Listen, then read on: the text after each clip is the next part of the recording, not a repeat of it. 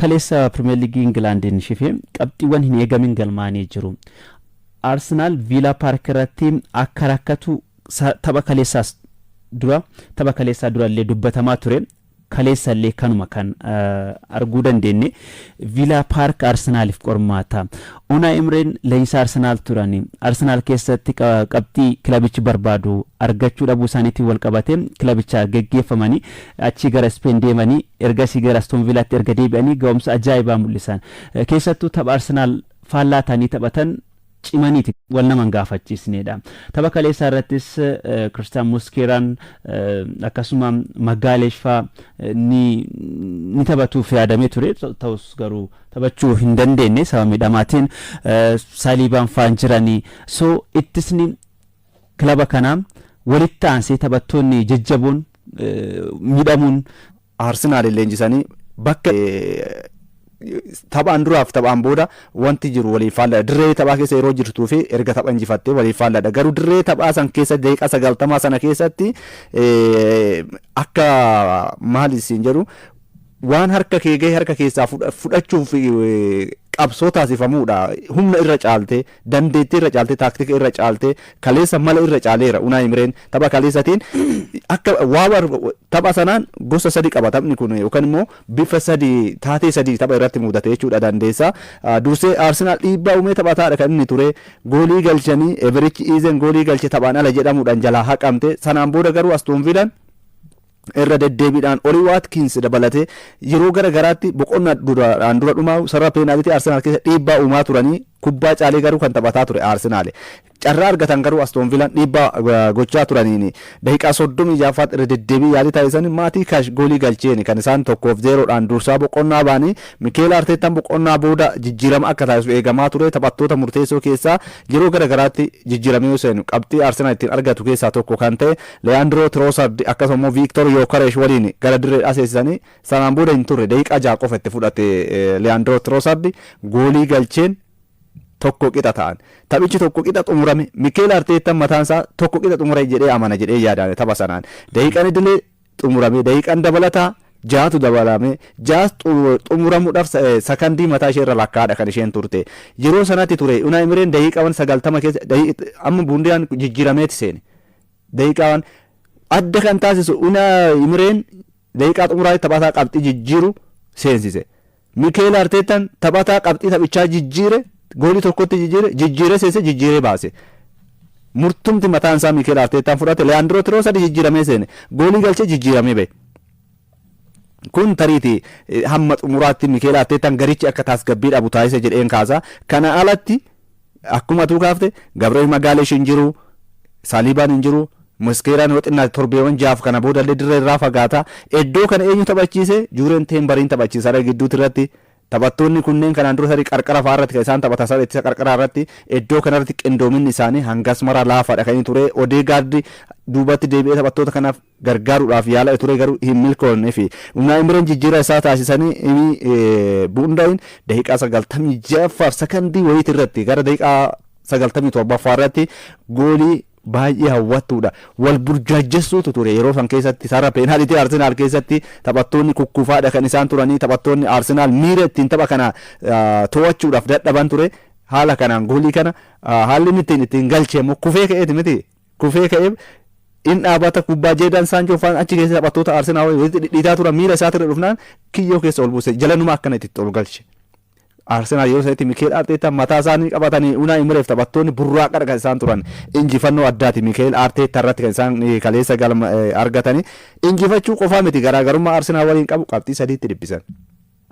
Jaa gidduu isaanii ture. Salphumatti morkataa waancaa ta'eera. Aston Villaan Manchester City'dhaaf dursanii karaa mijeessaniif City yeroo sanitti taphicha taa'anii daawwataa turan hin taphanne.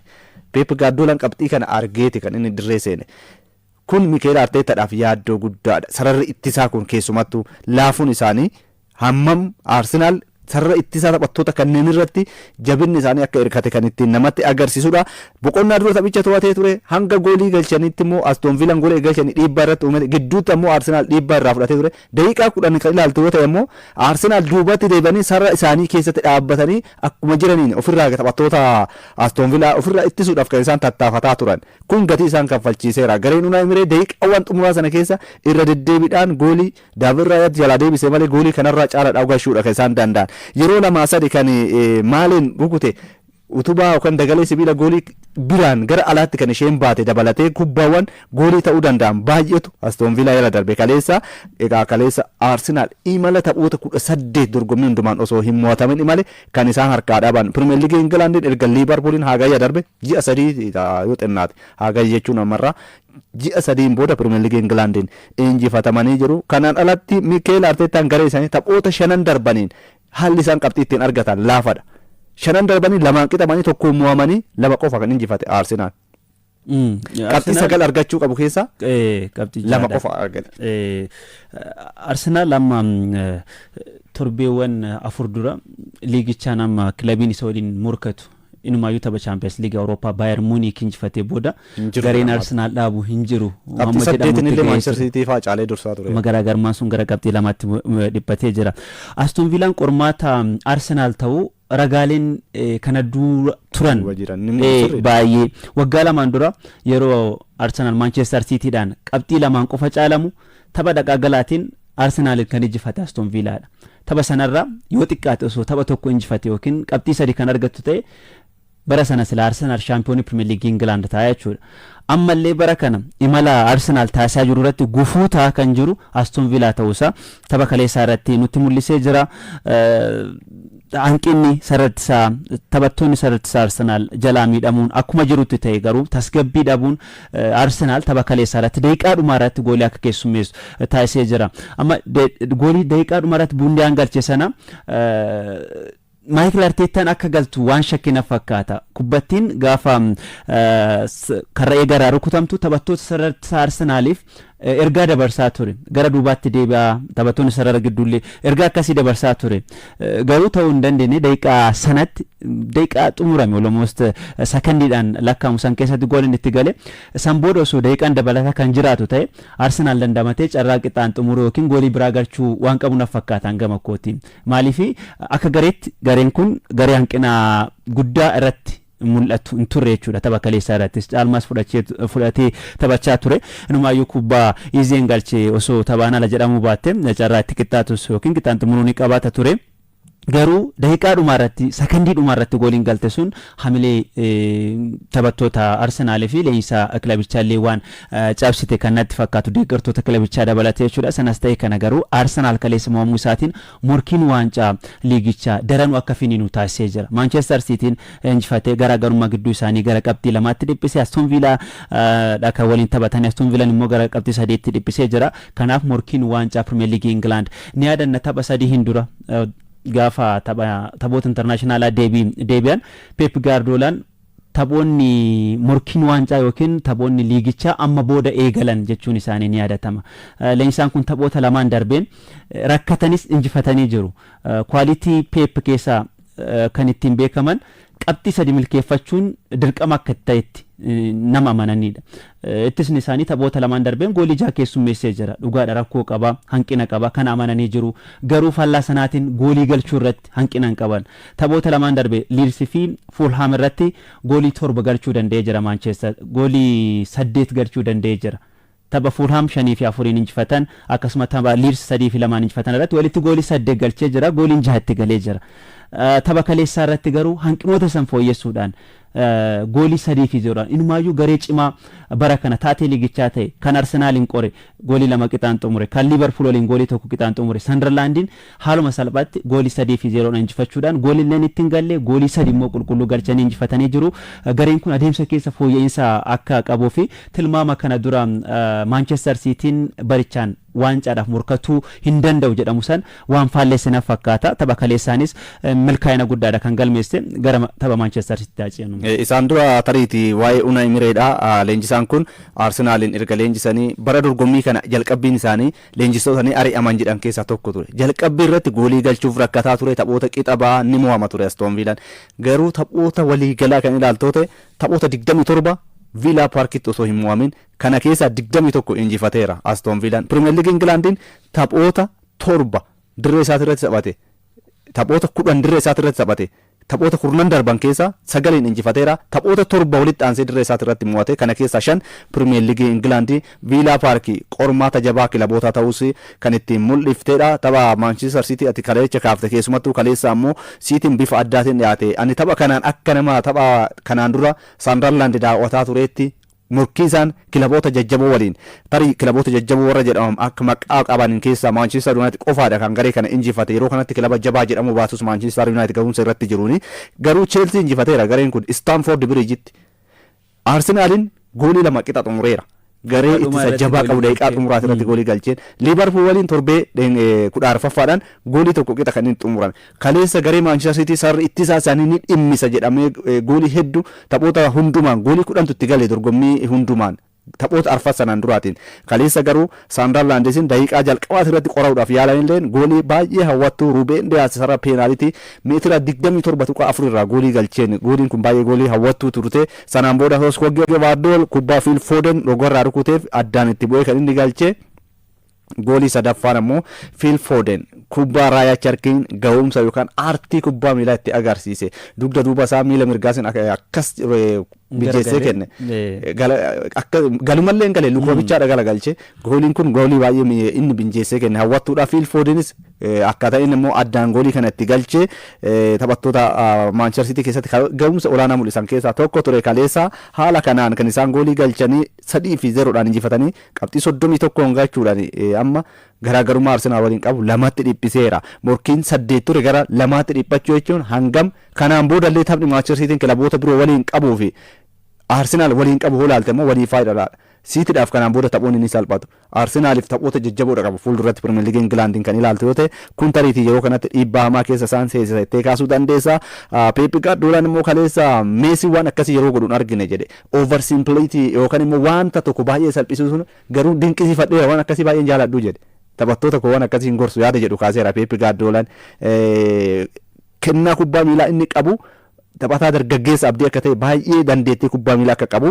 nan beekaa jedheera isa san garuu jedhe jajee jedhe garuu jajuudha akkasi qabxii irratti nama qoosaan beene ta'uu ni beekama Pep Guardiolaan taphattoonni isaanii akka qoosaan hin barbaadu Messi yeroo kana godhuun argine jedheera tarii wanta Messi irraa waan baay'ee baradhe keessaa jechuudhaan kaase wantoota akkasii salphisuu kanarratti baay'ee itti hin qoosu inni jechuudhaan kaaseera Raya Cherkin garuu deeggartoonni kabaja addaa dinqisiifannaa addaa kennaniis tapha kaleessatiin taphataan kun egaa Leon irraa gara Manchester City taphattoota dhufanii abdii itti horan keessaa maallaqa xinnaadhaan dhufe osoo jennu taphattoota kennaa kubbaa miilaa qaban garuu gatii salphaadha Manchester Cityn argate keessaa isa tokkodha imala Manchester Citytti erga inni miidhamarraa deebi'e taphoota darbaniin illee ga'umsa taphataa kana agarsiisaa jiru fooyyeedha carraa goolii galchuullee argatee ture taphataan kun kaleessa kubbaa 2 walumaa gala mijeessee kenneeti kan inni jiru tapha kaleessatiin taphataa cimaa taphichaas jedhameera.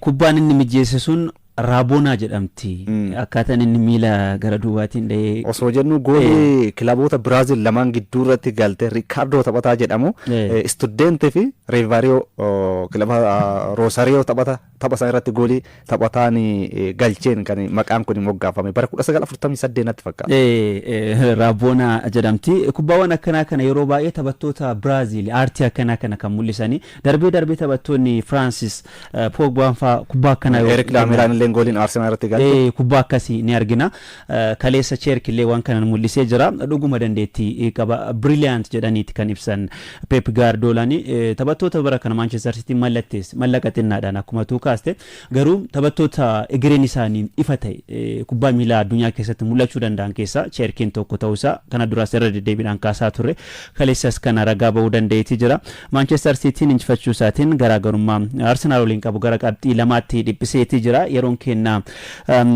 deemaa waan jiruuf qabxii taanu akkas nuti shifee Liverpool ammallee injifachuun gaara itti ta'eetii jira leenjisaan kilabichaa yaaddoo jala jiru Muhammad Salaan tapha kaleessaa booda yaada kennee jira. Yaada kenneen Mo Salaan akka mufate kaasee jira. Liverpool keessatti akka hin barbaadamnetti miira hin barbaadamnetu natti dhagama jechuudhaan kan dubbate. Mo Salaan ta'uu sadan darbe walitti aansee teessoo jijjiirara taa'ee jira.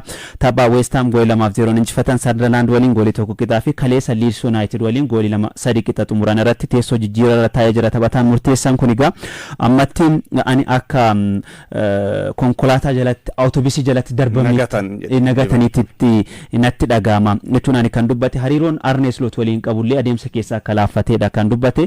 Gama biraatiin ammoo namoonni baay'een kufaatii Liverpooliif akka sababaatti na fudhatu jedhe. Amma dhuguma kufaatii Liverpool yookiin qabxii dhabuu Liverpooliif sababa ta'uu danda'a. Garuu taphattoonni sarartisaa maal hojjetaa jiru, sararri gidduu garichaa ga'umsi Gravenberch fa'aa maal fakkaata, sararri fuulduraa mallaqa ol aanaa itti baasanii bitatan Isaac fa'aa, Havertz fa'aa maal hojjetaa jiru jettee gaafachuu qabda. Waggaa darbe yeroo inni shaampiyoonii liigichaa ta'u taphataa murteessaa ture dhugaadha Mo Salaan. Garuu bara kan akka gareetti gareen Liverpool hin jiru leenjisaa irraa jalqabee. Kanaaf waan hundaa itti gaafatummaa hundaa gara kiyya fiduuf yaaluun kun hin jira jechuudhaan akka mufate baay'ee akka itti dhagame dubbatee jira. Inumaayyuu waadaan agalaan hedduu akka isaan eeginis kaasee jira. Kilaba kana keessatti kontiraat haaraa kennaniif jiru. Taphataa murteessaadha jedhanii itti amananii umrii 33 irratti argama. Waancaa Afrikaatiin deebii murtoon isaa maal ta'uu danda'a kan jedhu samma gaafii ta'ee jira. Tapha kaleessa Liverpoolii fi Leeds laallume. Tapha kanaan Liverpool yeroo lama dursaa ture. Yeroo tokko 2-0dhaan yeroo tokko immoo 2-3 dursaa ture. Booda raqeedha kan inni ba'e. Leeds egaa bara kana immoo jalqabbii isaanii garee laafate as dhiyeenya garuu fooyya'insa garee itti agarsiisan siitirraa eegalee haalli isaan siitii daqiiqaa xumuraati irratti muddanii 3-2 mo'ataman. Chelsea gaddamoo 3-1 kan isaan ittiin injifatan. Gareen kun as dhiyeenya jijjiirama agarsiisaa garee itti jirudha kan ifatti agarsiise. Tapha kanaan Hugo Ekitike daqiiqaa 48ffaa fi 50ffaa daqiiqaa 2 gidduutti goolii 2 galcheen kan Liverpool dursaa eegalee. Sanaan booda Dominic Calvert-Lewin peenaalitii kanaaf ammoo yeroo hunda akka Mohamed Salah goolii galchuuf hanqatu ittisuuf kan rakkate waaqumatti itti fuudhaa jennu miti. Ibrahima Konaatiin balbala Real Madrid alaatti balleessaa inni hojjete kan dugunqura inni uumeen peenaalitii Liverpool irratti kennamteen. Sanaan booda Calvert-Lewin goolii galchee daqiiqaa 2 booda ammoo Anthony Starch goolii daqiiqaa 75ffaarratti galcheen kilaboonni lamaan goolii 2 qixa kan isaan ta'an. Sanaan booda Liverpool irra caalatti kubbaa taphatee Dominic Szoboszlai daqiiqaa 80ffaarratti 3-2 Liverpool akka dursu kan inni gargaaree xumuramuuf daqiiqaan dabalataa 96ffaarratti lammiin Jaappaan Ao Tanaka goolii ittiin Leeds United qixxaatu galchee goolii 3-3 qixa kan isaan baanii. Egaa Liverpool taphoota liigichaa 15 keessaa bara dorgommii kana kan injifate 7 mo'ame. Ga'umsa gadi aanaadhaan bara dorgommii kana kan inni ittiin imale isaan keessaa Leeds irratti kan kaleessa isaan mul'isan isa tokkodha. Hangam gareen kun bara dorgommii kana rakkataa akka jiru kan ifatti agarsiisa. Wantoota ati jalqaba kaafte Mohamed Salah akka sababaatti xiinxaltoonni jalqaba bara dorgommii kana taphoota muraasan dura jalqabbii irratti jalqabee sanaan booda erga inni goolii galchuu dhaabate itti duulan jechuu danda'ama. Taphattoonni akka Jamie Carragher amma murtoo guddaa Liverpool fudhachuu qabu Mohamed Salah irratti jedhaate kan turan. Akka dhuunfaatti taphatichi kun kubbaawwan inni taphatu yaaliiwwan yaalii taasisaa ture goolii hin galchine. Garuu Liverpool Mohamed Salah qofa sarara ittisaa isaanii Salaan duubatti deebi'ee ittisa. Liverpool goolii 24 galche 24 itti galche. 24 itti galee kana keessa 4 Mohamed Salahtu galche. Sanaan booda 24 kun hoogalu eessa dhaqan? Virgil van Dijk eessa dhaqe? Ibrahima Konateen eessa dhaqe? Taphattoonni haaraa mallatteessifatan kan akka Kerkez akka Frimpong Andy Robertson haa ta'u sarri ittisaa isaanii sarri gidduu isaanii Ryan Gravenberch bara darbe utubaa ture eessa jira? Szoboszlai Garpono paawundii miliyoona 100 miliyoona 25 itti ba'ee goolii takkitti qofa kan galche. Alexander Isak yeroo itti barachuuf rakkate. Florian Wirtz maallaqa hamma kanaatiin Liverpool keessatti dhufe goolii galchuudhaaf yeroo dheeraa kan itti fudhate eeggadda goolii jalqabaa kan isaa galche. Kunneen inni jiran dhiibbaan miidiyaalee Ingilaand dandamachuu garuu Mohamed Salah dirqama ta'a gama biraatiin. Xiinxaltoonni warra Ingilaand yeroo baay'ee taphattoota kuffisuu barbaadu yaada Mohamed Salah kaase keessaa Harry Kane taphoota 10 osoo walitti aansee goolii hin galchiin itti fufeeraa jedhe kanaan dura. Yeroo sanitti yoom Harry Kane goolii galchuutti deebi'a jedhaniiti yaada isaanii poozitivili karaa gaarummaan kennaa turan. Mohamed Salah gaafa goolii galchuu dadhabu taphoota meeqarratti sanu goolii 4 galcheera. Yoo xinnaate taphoonni torbee 15ffaarra reef kan isaan gaanii Muhammad Salaan ba'aa Liverpool kufaatii Liverpool Muhammad Salah jedhanii kan isaan qeeqan gaaffiin isaaf deebiin inni dubbate kaleecha sirriidha. Amma umrii 34 irratti 3 irratti argama. Muhammad Salaan komii inni komate keessaa akka yaadicha dubbise amma hubadhe keessatti guutummaatti ana qofa maan taphachiifna hin jenne taphattoonni ana caalan ani nama kamiyyuu hin caalu qixatama kamiitu jedheera. Garuu guutummaatti taphataa kana taphoota 3 irratti teessoo jijjiirratti 2 irratti matumaanuu seesiifna jechuun Arne Slootis wal ganuudha. Kanaan dura gaarii ture. Hariiroon keenya ammarraa qabee gaarii miti yaada ifatti kan inni dubbate kalees akka waan konkolaataa kan baasii konkolaachisaa jalatti nagatanii na biraa deemaneeti jedhe. Liigichaan goolii baay'ee galcheera bara darbe qofa na fudhachuu dandeessan jedhe goolii hammas galchee shaampiyoonii akka ta'uuf gargaareera.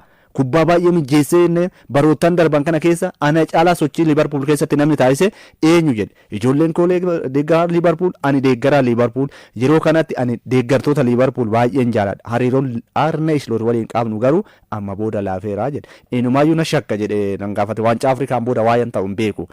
Tariitii Arne Slot illee taphichaan dura Muhammad Salaan teessoo jijjiirratti gadi bu'uutti hin gammanne jedha. Akkamitti gammada taphataa cimaadha yeroo kanatti badhaasa baalaandoor injifachuu taphattoota malaniif keessaa tokko Muhammad Salaan taphataa kana teessoo jijjiirra teessifte jijjiiramni fidde jira. Isa amma hin jiru. West Ham irratti West Ham erga injifatanii deebii taphoota lamaan inni teessoo jijjiirra taa'een Liverpool injifachuu hin dandeenye. Sunderland waliin goolii tokko qixa kaleessa goolii 3 qixaan xumuree jira. Even Salah teessanii osoo kan injifatan ta'in ta'uu danda'a. Jijjiiranii galchuun yoo xinnaate taphataan kun taphataa leejandii Liverpool jennee afaan guutti taphataa goolii sadaffaadha Liverpooliif goolii baay'ee seenaa liigichaa keessatti Muhammad Salaan taphoota hundaan goolii 248 galchuun Arashi fi Roger Hunt taanuudhaan taphataa sadaffaa Liverpool kun ragaa jirudha jechuudha. Inni biraa immoo seenaadhuma Premier League England keessattuu gooliiwwan 248 galchuudhaan akka walii galaatti jechuudha. Gooliiwwan 190 Premier League England galchuudhaan taphataa afuraffaadha. Akkuma liigichaattu taphoota hundaan goolii Premier League England 190 galchuudhaan jechuudha Mo Salaan. Taphataa kana bara dorgommii darbee Liverpool waancaa Premier League England fudhatee seenaa liigichaatiin yeroo 20 shaampiyoonii ta'uudhaan Manchester United waliin qixa akka ta'u taphataan taa'es jalqaba irratti Muhammad Salaadha. Taphataa DNA Liverpool jettee kaasuu dandeessuudha.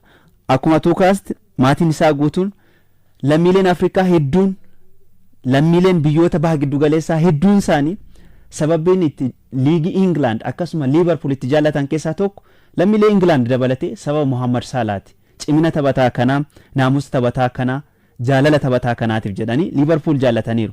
Liverpool waggootan as dhiyoo kana maqaan isaa adeemu malee waggootaaf waancaa Premier League England sababa hin fudhanneef inumaayyuu deeggartoonni isaa namoota umriin turan bubbulan buuleyyii jedhameeti kan ka'u. As dhiyoo kana garuu erga Muhammad Salaan gara kilaba kanaatti dhufuu danda'e deeggartoonni dargaggeeyyiin lakkoofsan hedduu ta'an deeggara kilaba kanaa ta'uu danda'anii jiru. Kana kan gochuu danda'e Muhammad Salaadha. So taphataa waan kana hunda sii godhe sababan taaniin jalqaba irratti kaasteerta miidiyaaleen England maqaballeessin isaanii baay'ee ulfaataadha. Waan isaanii waanuma xiqqoo tokko akka isaan ukukkubsanii guddisanii maqaa itti kennan beekamaadha. Muhammad Salah qixa kanaan gadi buusuun maqaan taane kennuun kufaatiin Liverpool akka kufaatii Muhammad Salah ta'etti akka waan leenjisaa ta'etti itti gaafatummaa guutu amma Alisson Becker jira karreegaa ta'uu hin danda'u Muhammad Salaan ittisa ta'uu hin danda'u gidduurra dhufee sarara fuuldura taphachaa jira taphataan kun leenjisaa ta'uu hin danda'u itti gaafatummaa kana guutu even hamma maanajimentii kilabichaa akka ta'e komateera garuu nama tokkotu jira jee guutummaatti akka nani Liverpool gadi lakkisu nama barbaadu ifa baasuu baatus irra qabu baay'ee barbaadu qaama san specifically ibsuun barbaanne garuu sadarkaa kanatti Muhammad Salaan qeeqamuunsa kufaatii Liverpool amma dubbachaa jiru kanaaf waan kabarii kennan na fakkaata ayyuan amma waa'ee Muhammad Salah haasa'uu caalaa rakkoo Liverpool eessa biraa leenjisaadha moo taphattoota bira moo bulchiinsa kilabichaa bira moo kan jedhu sana laaluutu furmaata ta'a malee taphataa tokko irratti fuulleffattee taphataa tokko halkaniif guyyaa waa'ee isaa afarsuun rakkoo amma keessa galan kana keessaa ba'uudhaaf furmaata natti hin fakkaatu. Sanas ta'e kana kaleessa garuu Liverpool goolii sadii qixaan xumuruudhaan qabxii gatuu danda'ee jira. Ammallee gara injifannootti deebi'uun gaara ta'eeti kan jiru. Tapha biraatti dabarraa shifee taphni biraa kan Chelsea fi Bournemouth gidduutti taphatamedha. Taphni kun Vitality irratti taphatame. Bournemouth goolii Chelsea fi Bournemouth goolii maleedha kan xumuranii. Chelsea nis amma kilaba morkii waancaa keessa turuu hin dandeenye ta'uusaa taphoota lamaan kanaan nutti mul'isee jira. Waa'ee tapha kanaa kaasna. Keessumattuu Chelsea tapha kanaan taphattoonni miidhamarra turanillee deebi'anii fi ruutariitii Liam Delap miidhamee erga bayeetiin boodatti taphattoonni akka Cole Palmer kanaan dura goolii galchuu Chelsea sababa ta'an deebi'anii kaleessa taphatanii ta'us garuu goolii galchuu hin dandeenye. Inumaayyuu Bournemouth goolii Semenyoon galche taphaan ala jedhamuudhaan osoo jala haqamuu baattee Chelsea walitti aansee mo'atamuudhaaf carraa qaba ture. Dheengaddaa torbee 14ffaadhaanii Leeds Unitedin injifatamuun isaa ni beekama. Kilabni kun amma waancaa keessaa gadi sigaakeera. Gareen Enzo Marescadha tariitii Aston Villaadhaan illee caalame. Amma xiinxaltoonni akkas jedhan ragaaleen jiranillee yeroo kanatti amma morkiin waancadhaa Chelsea osoo hin taane kilaboota lama qofaadha. Aston Villaan filannoo taphattoota bal'aa waan hin qabneef jijjiirra irratti amma sirna galii baasiif isa jedhuun taphattoota mallatteessifachuu hin danda'u.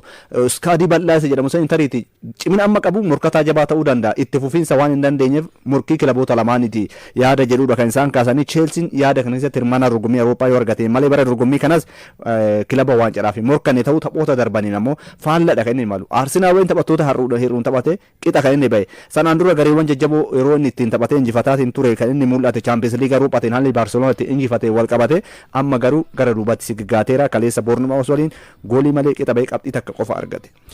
Kaleessa Everton Goodison Park irratti Nottingham Forest goolii 3-0 injifateetii jira. Newcastles goolii 2-1 Burnley mo'atee jira. Tottenhamis Brentfordin goolii 2-0 kan injifate. Egaa taphoonni Premier League England kan torbee 15ffaa Canada kan fakkaatanii taphoonni har'a taphataman jiru. Brighton, West Ham, Fulham, Crystal Palace waliin ni taphatu. Boru Wolves Manchester United waliin taphachuudhaan taphoonni torbee kanaa kan xumuraman ni ta'a. La Liga Spain kaleessa Barcelonaan Patrick Ferran Torres fi akkasuma goliiwwan lamaan Lamine Yamal fi Borgay taphataan jedhamu galchanii Real Betisin galchishanii fi 3 injifatee dursummaa isaa cimsate. Barcelonaan tariitii bara kanas waancaa fudhachuuf irra deebi'uudhaaf carraa akka qabu kan ittiin agarsiisedha. Taphattoonni miidhamarra yeroo turanitti rakkatee ture. Gareen kun amma garaagarummaa Real Madrid waliin qabu hanga inni har'a Real Celta Vigo waliin taphatutti afuritti bal'iseera. Goolii 5 fi 3 Real Betis kan inni injifatee akkuma tuukaafte Ferran Torres goolii 3 galcheera. Daqiiqaa 11ffaa 13ffaa 40ffaa irratti goolii 3 kan galche taphataan kun kanaatti Roonii Bargaay goolii biraa kan inni galche. Lamine Yamal peenaalitiidhaan goolii galcheera. Antooni akkasuma immoo Diego Llorente fi Hernandez gooliiwwan 3 Real Betis galchanis injifatamuu irraa isaan hin oolchine. Tarii gareen Hansi Flick ga'umsa olaanaa as dhiyeenya mul'isaara. Pedrinis deebi'eefira. Real Madrid ammoo as dhiyeenya gara duubatti of dhabuun kun carraa isaaniif kan bane kan inni fakkaatu. Taphoota birootiin Atletico Madrid illee kaleessa mo'ameera. Athletic Bilbao'dhaan goolii 1-0 kan inni mo'ame. Alexis Berenguer goolii galcheera kan Athletic Bilbao'dha. Kan shaampiyoonii ta'uudhaaf carraa qabu. Kylian Mbappeen addatti dhuunfaadhaan immoo imalaa jiru.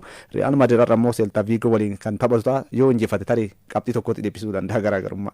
Serie A'tiinis kaleessa Inter Milan Como goolii 4-0 injifateetii jira.